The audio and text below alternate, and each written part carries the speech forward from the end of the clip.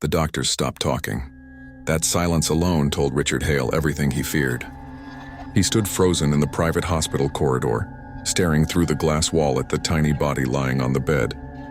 His newborn son, no bigger than Richard's forearm, was surrounded by machines, wires, and blinking lights that felt more like lies than hope.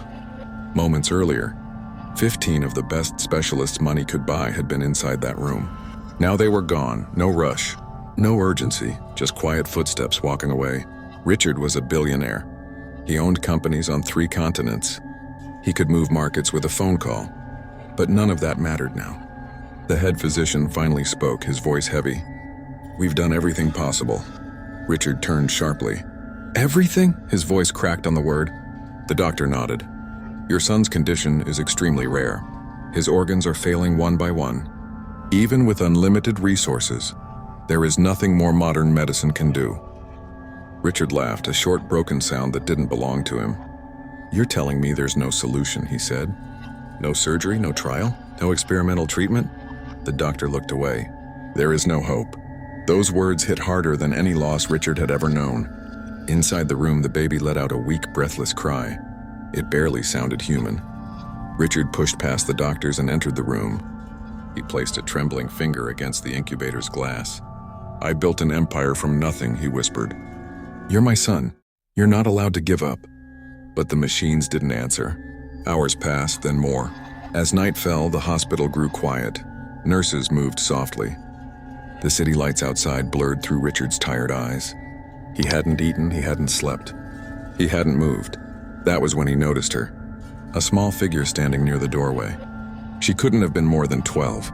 Thin, poorly dressed, hair tied back with a frayed ribbon. She clutched a worn backpack to her chest like a shield. Security should have removed her immediately. But somehow no one had. She stepped forward slowly, eyes fixed on the incubator. Then she looked at Richard. "I can help him," she said. Richard stared at her, disbelief flashing into anger. "What did you say?" The girl swallowed but didn't look away. "I can save your baby." For a moment, Richard thought he might scream. Doctors had failed. Science had failed. And now a poor unknown girl was standing in front of him, claiming she could do what the world's best minds could not. "You think this is a joke?" he said coldly. "My son is dying." The girl shook her head. "I know." Her voice wasn't confident. It was certain. Richard laughed bitterly. "Get out," he snapped, "before I call security." She didn't move. Instead, she said the one thing that made his blood run cold. "You lost hope too soon," she whispered. "Just like you did with her." Richard froze. His heart slammed violently against his ribs. "What did you say?" The girl met his eyes. "You know exactly who I mean."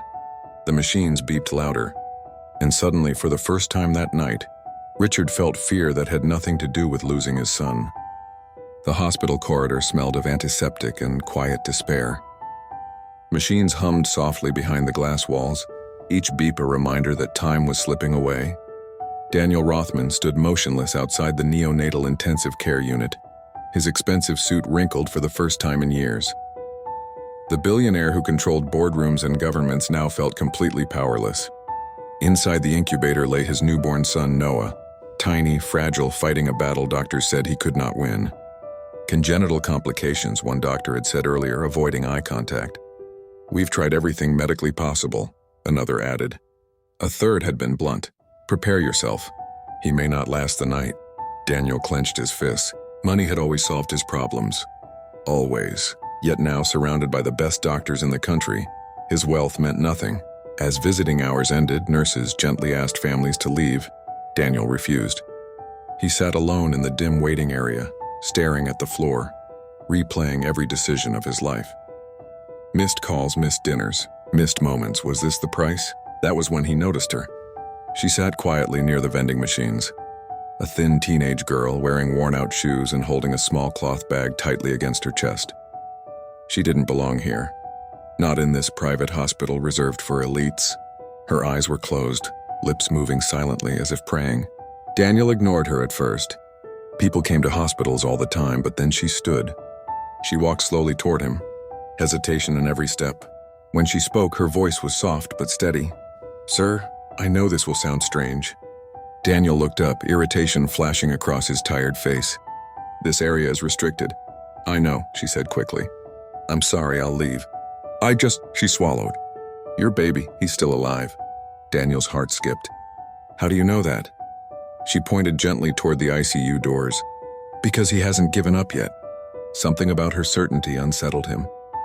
Who are you? My name is Eliza, she said. I came with my mother. She cleans rooms here. Daniel scoffed softly. Another coincidence, another hopeful stranger. Listen, he said coldly, if you're asking for money. I'm not, she interrupted. I just want permission. Permission for what? To sit near him, she replied. Just for a few minutes. Daniel laughed bitterly. You think sitting will save my son? 15 doctors couldn't. Eliza met his gaze. Her eyes were calm, almost fearless. I'm not a doctor, she said, but I've helped before. The words hung in the air. Daniel stood up slowly, towering over her. This is not a fairy tale, he snapped. This is real life. I know, Eliza replied quietly. That's why I'm here. For a moment, Daniel considered calling security. Then he remembered the doctors' faces. The helplessness, the silence. What exactly do you think you can do, he asked, voice low. Eliza opened her cloth bag just enough for him to see. A small, worn notebook filled with handwritten symbols, notes and drawings. My grandmother taught me, she said. She saved children when hospitals couldn't. People laughed at her too. Daniel exhaled sharply. And if I let you in? Then you lose nothing, Eliza said. Because you've already been told there's no hope. The word hope echoed painfully. After a long silence, Daniel turned toward the ICU doors. 1 minute, he said. If this is a joke... It's not, Eliza whispered. He signaled the nurse. Against all logic, against all pride, the billionaire made a decision he would never forget. And inside the incubator, Noah's heart monitor suddenly changed rhythm. The hospital room felt heavier than before. Not because of the machines or the soft beeping that echoed every few seconds, but because hope had returned and with it, fear. Real fear. The billionaire stood near the glass wall, his expensive suit wrinkled for the first time in years. His eyes never left the baby lying in the incubator. So small, so fragile. A life everyone had already given up on, except her. The poor girl stood quietly beside the bed. She hadn't asked for money. She hadn't asked for permission. She hadn't even asked for trust. She had simply said, I know what's wrong. Doctors whispered behind their masks. Some laughed under their breath. Others looked uneasy, as if something about her calm confidence disturbed them. She's just a child, one doctor muttered. This is cruel, said another. We shouldn't allow this, a senior physician insisted. But the billionaire raised his hand. Let her speak. The room fell silent. The girl stepped forward slowly. Her clothes were worn, her shoes cracked at the edges, but her eyes were sharp, focused in a way that didn't belong to someone her age. I was born in a place where hospitals didn't exist, she said softly. When babies got sick, we listened. To their breathing, to their skin, to their silence. She gently placed her fingers on the incubator glass, not touching the baby, just feeling the warmth. This baby isn't dying, she continued. He's fighting. But the machines, they're helping the wrong problem, one of the doctors scoffed. That's impossible. We ran every test. She looked at him. You tested what you know, not what you don't. The billionaire swallowed hard. What do you need? He asked. The girl hesitated for the first time. I need you to trust me. For 5 minutes. 5 minutes. The same amount of time the doctors said wouldn't change anything. The same amount of time that could change everything. After a long pause, the billionaire nodded. Do it. Chaos erupted. You can't be serious. This is against protocol. If something happens, I take full responsibility, the billionaire said firmly. All of it. The room froze. Slowly, the machines were adjusted. One monitor was lowered. Another was silenced. The girl guided the nurse with precise instructions, where to move, what to stop, what to wait on. Then she closed her eyes and waited. Seconds passed. Nothing. Then, the baby's breathing changed. A sharp inhale, a soft cry.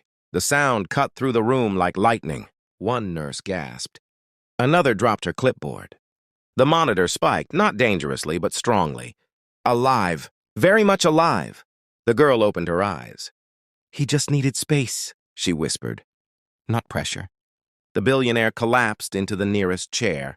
tears streaming freely down his face. Years of power, money, and control shattered in that single moment. "You saved him," he choked. "You saved my son."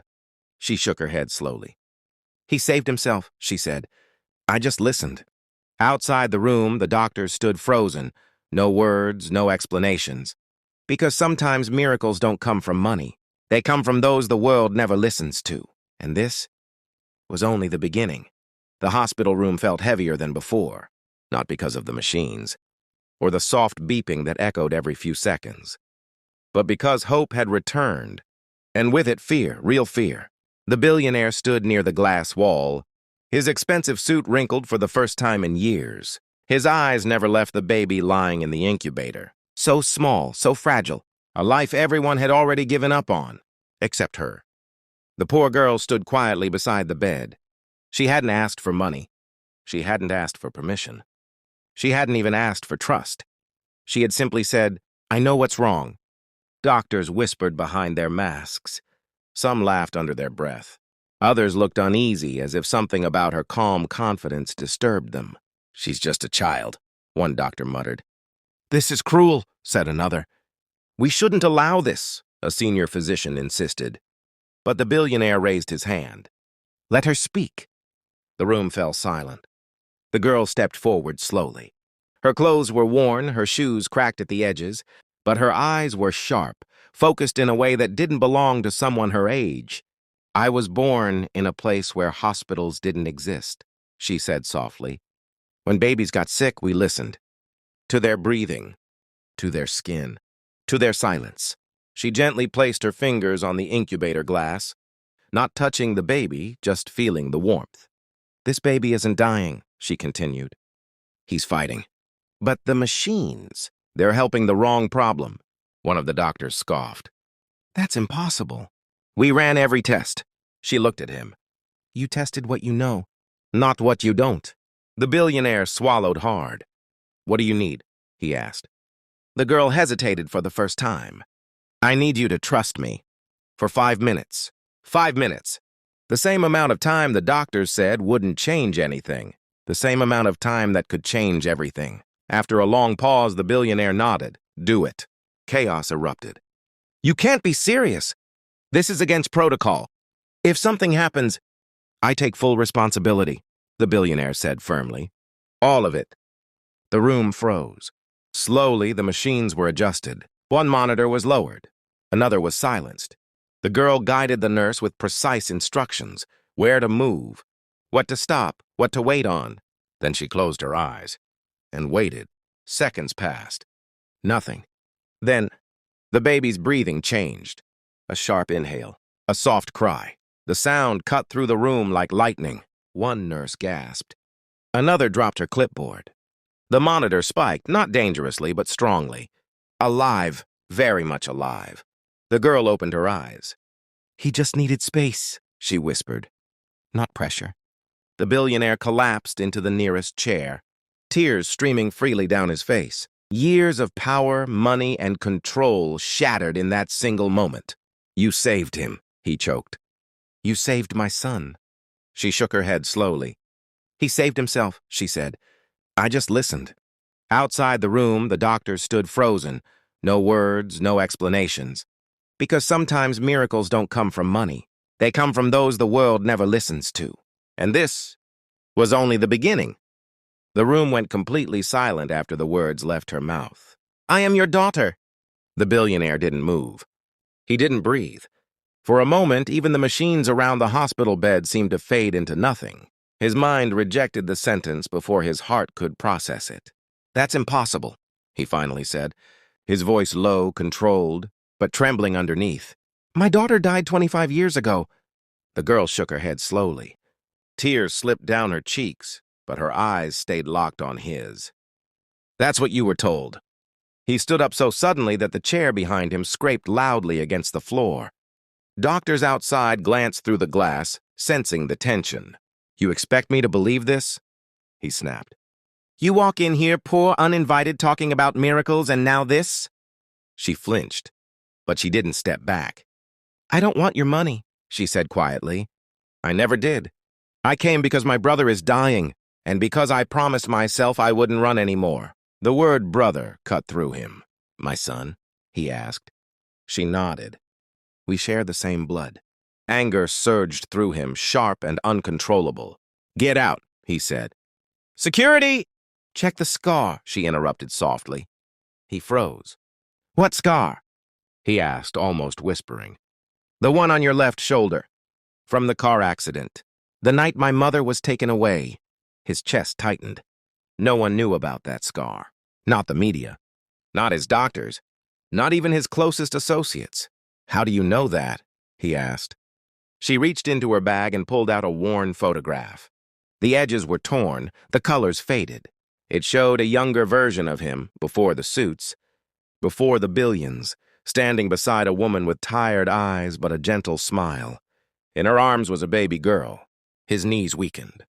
That picture was burned, he said hoarsely. I watched it burn. My mother saved it, the girl replied. She ran that night. She was told to disappear or lose me forever. Memories he had buried for decades began clawing their way back. The threats, the powerful men, the deal he made to protect his empire, at the cost of a family he believed was already lost. You let us go, she continued. And when my mother died, I grew up on the streets. I learned things doctors don't understand. She stepped closer to the hospital bed. The billionaire's son lay pale, lifeless. Machines doing the work his body could no longer do. I didn't come for revenge, she said. I came because he's innocent. Because he deserves a chance. His voice broke for the first time in years. If you're lying, I know, she said. But if I'm telling the truth and I save him, will you finally look at me as your daughter? He couldn't answer. She placed her hand gently on the boy's chest and closed her eyes. The room felt different. He couldn't explain it. But the air grew heavy, charged, like the moment before a storm. The heart monitor flickered. Once, twice. The billionaire grabbed the edge of the bed. Do something! A nurse shouted. But then, a long, steady beep turned into a rhythm.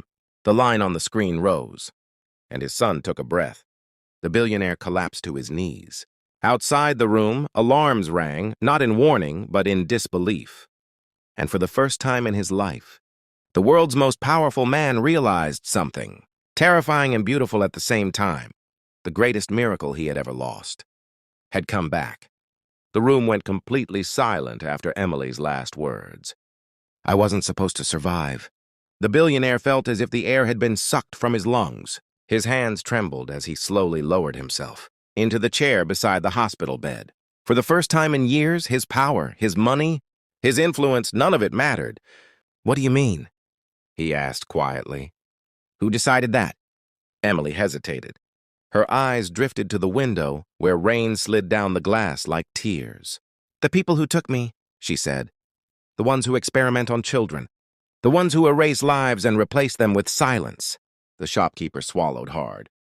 He had heard rumors over the years, whispers about underground facilities, missing children, classified programs, but he had never believed any of it was real. Until now. They took me because I matched something, Emily continued.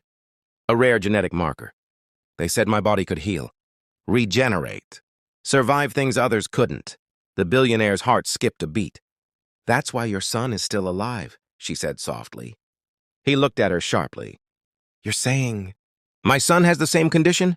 Emily nodded. That's why no treatment worked. They were treating him like a normal patient. He isn't. The shopkeeper felt his knees weaken. Then why didn't they take him too? They tried, Emily replied. Years ago. But your security was too strong. So they waited. They always wait. A cold realization washed over the billionaire. You're saying this coma wasn't an accident. Emily met his eyes. It was a test. The machines around the boy hummed steadily, unaware that the truth of his condition had just changed everything. They needed to see if his body would respond, Emily said. If it would adapt like mine did. If it didn't, they would have erased him. The billionaire stood up suddenly, rage burning behind his eyes. Who are they? Give me names, locations, I'll burn them to the ground. Emily flinched. You can't fight them head on. I tried. People disappear. Then why are you here? He demanded. Why risk coming back? She looked at the boy on the bed, her expression softening. Because I owe him, and because I'm done running. The shopkeeper stepped forward. Emily, you said you left proof. She reached into the pocket of her worn jacket and pulled out a small, scratched data drive. Everything is on this, she said. Names, experiments, dates, videos, including what they did to me. The billionaire stared at the drive as if it were a weapon. This could destroy them, he said. Yes, Emily replied, but it will also destroy you. He looked up sharply. What? Your company, she said. One of your research subsidiaries funded them. Not directly, but enough to keep them alive. The room spun. That's impossible, he whispered. I would have known. They hid it well, Emily said. That's what they do. Silence fell again, heavy, crushing. Outside, thunder rolled. Finally, the billionaire closed his fist around the data drive. Then we end this, he said. All of it. Emily exhaled slowly, as if she had been holding her breath for years. There's something else, she said. What? Both men asked. She pointed to the machines. If we turn them off, she said, your son will wake up. The billionaire's breath caught. You're sure?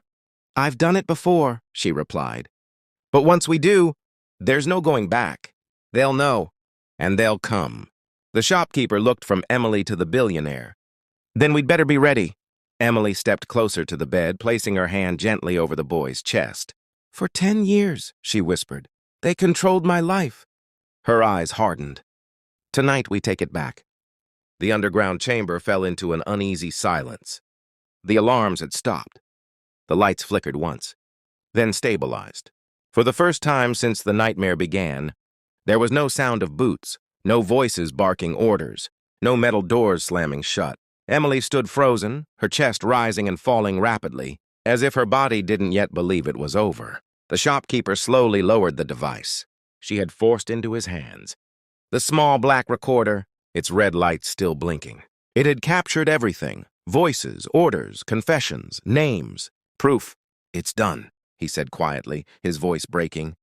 They can't erase this. Emily's knees finally gave way. She collapsed onto the cold floor, years of fear crashing down all at once. The shopkeeper rushed to her side, steadying her. You're safe now, he whispered, though part of him was afraid to say it out loud. You're really safe. Sirens echoed in the distance. Real ones this time.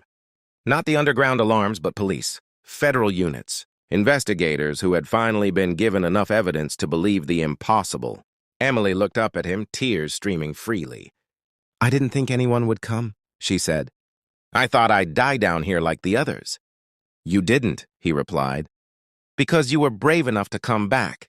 Minutes later, armed officers flooded the chamber. The remaining men tried to run, but there was nowhere left to hide. Doors sealed. Tunnels collapsed. The underground world that had stolen so many children finally became a prison, of its own making. As Emily was wrapped in a blanket and guided toward the surface, she hesitated at the elevator entrance. My parents, she said softly. Do you think they'll recognize me? The shopkeeper smiled through his tears. A mother never forgets her child's eyes. Sunlight hit Emily's face for the first time in over a decade. She flinched, then laughed weakly, shielding her eyes. Above ground, reporters were already gathering, unaware of the full horror beneath their feet. Hours later, in a quiet hospital room, a woman stood trembling in the doorway. Emily looked up. Time stopped. Mom, she whispered. The woman let out a broken sob and crossed the room in 2 steps, pulling Emily into her arms as if afraid she might disappear again. I knew, she cried. I always knew.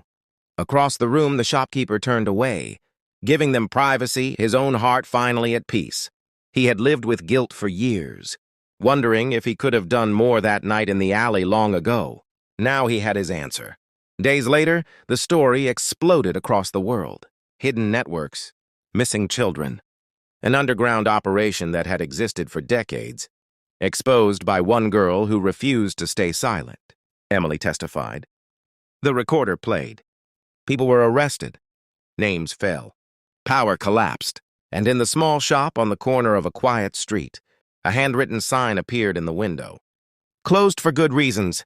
Emily stood beside the shopkeeper one last time before leaving the city. You saved me, she said. He shook his head gently. No, you saved everyone.